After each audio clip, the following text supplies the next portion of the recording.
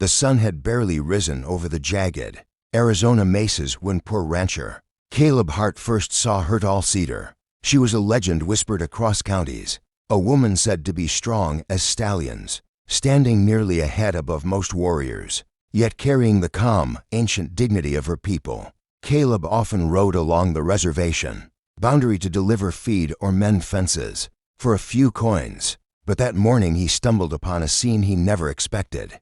A dozen riders circled Cedar like wolves, led by Greyhawk, the ambitious war chief whose only desires were power, submission, and a bride who could make him appear invincible. Cedar was to be forced into a marriage by sundown, a marriage she refused with every breath in her lungs. Caleb watched from behind a cluster of rocks, his heartbeat shaking the dust inside him. He had always admired Cedar from afar. He had seen her trade horses with settlers, calm wild dogs with a gesture, and once rescue a child from floodwaters while carrying the child and his father both on her back. But now, even her immense strength meant little against a tribe, cornered by tradition and a chief, blinded by control. When Cedar's eyes locked with Caleb's from across the clearing, he felt a surge fear, courage, and something deeper than either. She didn't call for help. She didn't plead, and that was enough to burn a decision into his soul. Caleb stepped out into the open. The riders froze, shocked to see a ragged rancher walk straight into what could become a bloodbath.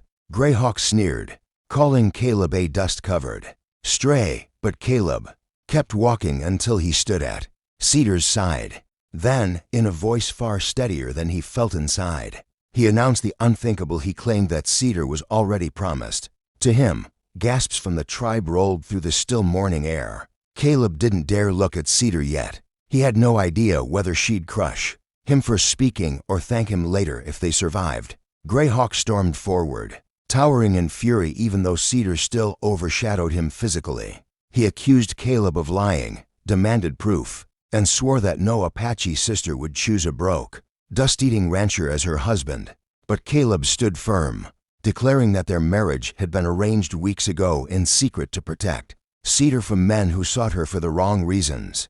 The weight of his words bent the air, because Caleb knew that in Apache custom, public declaration carried power. She confirmed Caleb's claim, adding that she chose him because he had no hunger for dominance, only honesty. Her tribe murmured, shocked but listening. That single moment shifted everything. Greyhawk could not openly challenge a claimed engagement unless he wanted to violate sacred custom. Yet he also couldn't allow a poor rancher to humiliate him. So he set a condition: a man's worth beside the tribe's giant sister. Cedar whispered to Caleb that he didn't need to do this, that she could run, hide, or fight alone. But Caleb refused. He had already stepped into the path of storms, and walking back now would mean her future was handed to a tyrant. He told her he'd rather die beside her truth than live watching her be broken. The trials began at noon. First, Caleb had to walk across a bed of scorching stones without faltering, a test of spirit. His boots smoked, his skin blistered, but he never looked away from Cedar, who watched him with a mixture of admiration and fear. Next, he had to lift a sacred log that even warriors struggled to raise, a test of strength.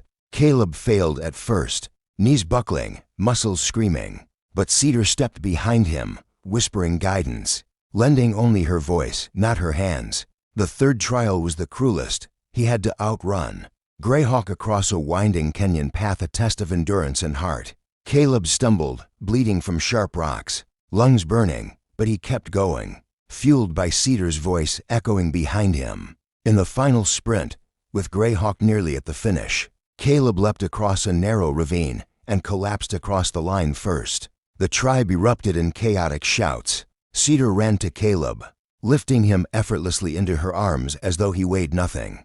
Greyhawk seethed in humiliation, threatening that the trials meant nothing without a wedding that night. Caleb, barely conscious, whispered that he and Cedar would honor the engagement in due time. Cedar carried him away toward the reservation edge, her grip trembling not because of fear, but because of something she hadn't felt in years. Hope shaped like a man who chose to fight for her, not claim her. And as they disappeared into the dusk, both knew the fake marriage they'd declared was becoming something far too real for either to deny. Night fell over the desert like a vast black curtain, pierced only by the glow of fires scattered across the reservation. She stared at the man who had risked everything for her, blistered, bruised, dust-covered, yet still breathing with stubborn life. She felt her heartbeat change in a way that frightened her more than Greyhawk ever had. No one had ever fought for her, not in the way this quiet rancher had, without pride, without arrogance, without expecting anything in return. Caleb awoke hours later to find Cedar sitting by the doorway, her silhouette huge and unmoving against the moonlight, like the carved guardian of a sacred temple. She told him they had only bought time. Greyhawk would not accept humiliation. By morning, he would come not just for her, but for both of them. Caleb insisted they run, but Cedar shook her head. Running would make them fugitives and turn the tribe against her, painting Greyhawk as the rightful leader. Staying meant facing war, but war was rooted in truth. She confessed that Greyhawk's claim over her was political, not personal. Her strength symbolized power, and marrying her would give him control of half the tribal councils. Without her resistance, he would crush every voice that challenged him. Caleb, still aching in every bone, realized that this wasn't just about saving her from marriage. It was about saving her entire people from a future ruled by fear. With dawn approaching, they made a plan. Cedar would return to the tribe openly and challenge Greyhawk to a trial of leadership. As a woman, her right to do so would shock many, but tribal law allowed any of the great sisters, women, born with exceptional strength and spiritual standing, to contest leadership if oppression threatened the tribe.